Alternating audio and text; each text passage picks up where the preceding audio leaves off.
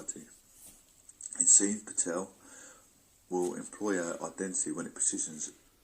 Good morning, ladies and gentlemen. It's Proclamation News and Gatherence, and we're coming up to the end of January 2020. And it's time for Proclamation News and Gatherence. And we've just got serious. Welcome. And it's bona fide conservatism. As all seriousness is starting to get hysterical. 1 year to proclaim together. We reunite. And it's the Divine Elevation series. So stay tuned. I'm the capital P in Proclamation. I'm the capital P in Progressive. I'm the capital P in Progression. I'm the capital P in Pluralistic. I'm the capital P in Persuasion. I'm the capital P in Propaganda. I'm the capital P in Professor. I'm the capital P in Presenter.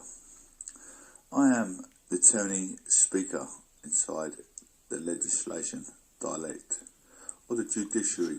Proclamation News and Gatherence. Today's modern society, we look at UK roads. Safety within the infrastructure. So think first, think safety. Do not enter the car under the influence of alcohol. Do not enter the car under the influence of narcotics. Do not enter the car under sleep deprivation. Making sure you and passengers on board have seat belts and babies have seat belts adapted adjacent to the car seat. Check your engine coolant tank and engine oil are filled up to the maximum level. Check tyres for PSI limits before takeoff, and also tyre treads and tyres are not bowled. Look out for further road safety signs and further road police safety signs. And police hand actions. If they're pulling you over, pull over for safety check. Check both your wing mirrors and centre mirrors before acting turn into a safe, sufficient directional choice. For overtaking, making sure motorcyclists are not overtaking, pedestrians are not crossing the road. Plan your destination. It's UK road guidelines to give some acknowledgement of road congestion, road direction, car incidents. So it's very beneficial to subscribe, show your support, give me some encouragement, and share to keep not only me but others' safety within the UK roads. Please call 999 or 101 for emergency and legal authority assistance, but please have some forbearance as our police are very busy day to day with many activities such as racketeering, theft and other road incidents. Our fire brigade are very busy with many fires, office, fields, etc. and giving our children a school pat-down talk to our children at school. Fireman Sam, he says, do not play with fires or matches. Our NHS are very busy with elderly patients, hip operations, heart disease, cancer, and many people having slip, trips or falls at works. Our mothers also giving birth to our children in the baby unit. Did you know the most deaths at work are caused by slips, trips or falls at work? So think safety and think first. Colchester in Essex, the A1124 gas main work. Temporary traffic signals due to gas main work on the A1124 Lexington Road near Sinclair Road. It was first reported at 20 to 1 p.m. on the 13th of January 2020. Marks Tay, also in Essex. Station Road closed due to construction work near Markstay Bridge. The Markstay Station Bridge was closed to all vehicles while safety barriers are installed on the 13th of January 2020 at 12 a.m. Although the date is still in proclaim, still in constituted, and still being undermined with these incidents and works and construction works. A133 lane closed, construction lane closed due to construction. A133 Coastal Road westbound at Heckford's Road on the 3rd of January 2020 at 9 a.m. Now we're going into Walton and Hayes Garden Road closed, construction Garden Road between Luffway and Woodford Close, 13th of January, 10 to 1 p.m. Now we're going to Greater London In Hatfield, A1000 water main work, temporary traffic signals due to water main work on A1000 at Hertford Road near Lodge Drive. That was reported on 7th January at 8 am 2:20. Greater London again, Potter's Bar, A11, temporary traffic signals due to electricity work on A11 at Cockfosters Road near Five Oaks Care Home, 13th of January 2:20 at 12 am. Sporadic knife crime. Men's rehabilitations, absolute juvenile situation. And my hearts and condolences go out to the families and the wept tears of these poor victims. We are looking at sporadic knife crime in the UK. 3 dead after suspected triple stabbing in London. 3 men have been killed in suspected triple stabbing in North East London. Police were called to Elmstead Road in 7 Kings, Redbridge, just before 20 to 8 p.m. on Sunday. All 3 men, believed in their 20s or 30s, died at the scene of their apparent stab injuries, Scotland Yard said. The chief suspect, Steve Clayman, commander of the Metropolitan Police East Area BCU, said, while inquiries into the tragic incident are at an early stage, this is likely to be a triple homicide investigation. I must retain an open mind as to any motive, as we are in the early stage of establishing the full circumstances. On Sunday night, officers were in process of identifying the men and contacting their next of kin. No arrests have been made just yet. The Mayor of London, Sadiq Khan, said extra police enforcement powers had been authorised for the borough of Redbridge until 8 am on Monday following the attack. He wrote in touch with senior Met police officers and local representatives after a serious incident in Redbridge tonight, where 3 men have lost their lives. My thoughts are with the families and the local community as the dreadful time.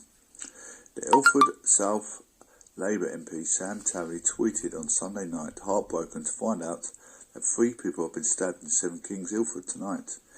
In a separate post he added, knife crime is a crisis engulfing our capital, bringing heartache, misery and fear to so many.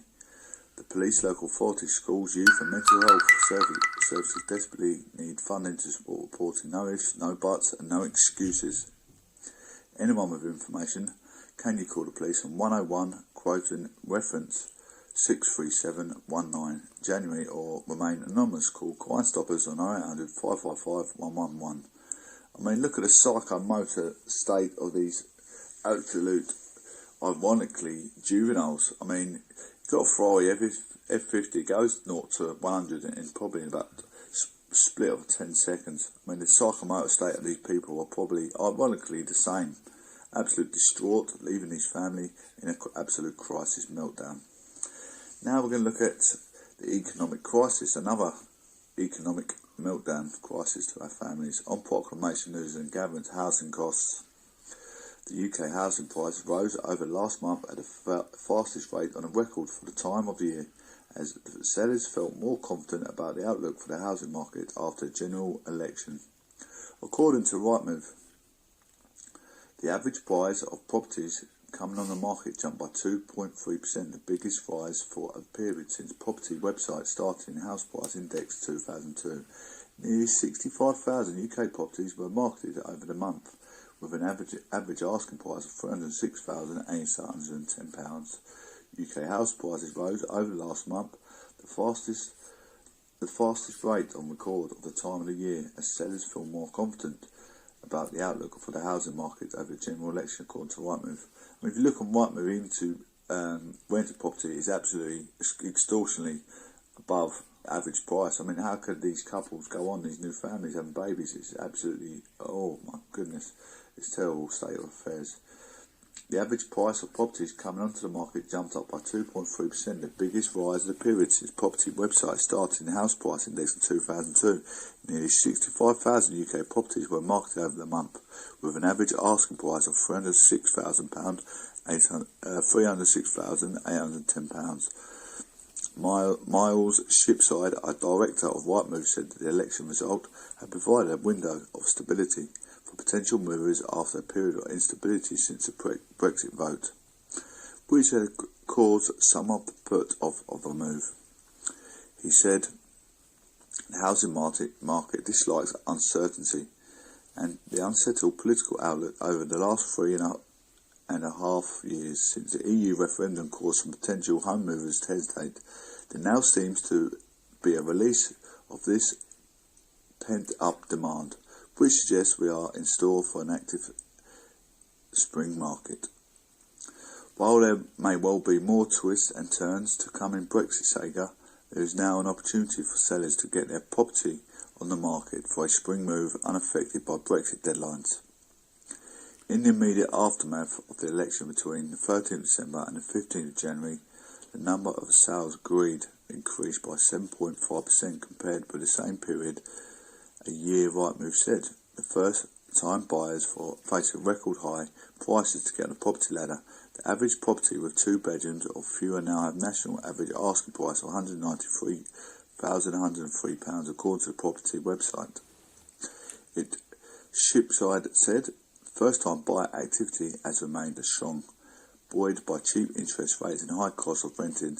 The downside of this high demand is upwards price pressure, with an average price of a typical first time buyer property hitting a new record high.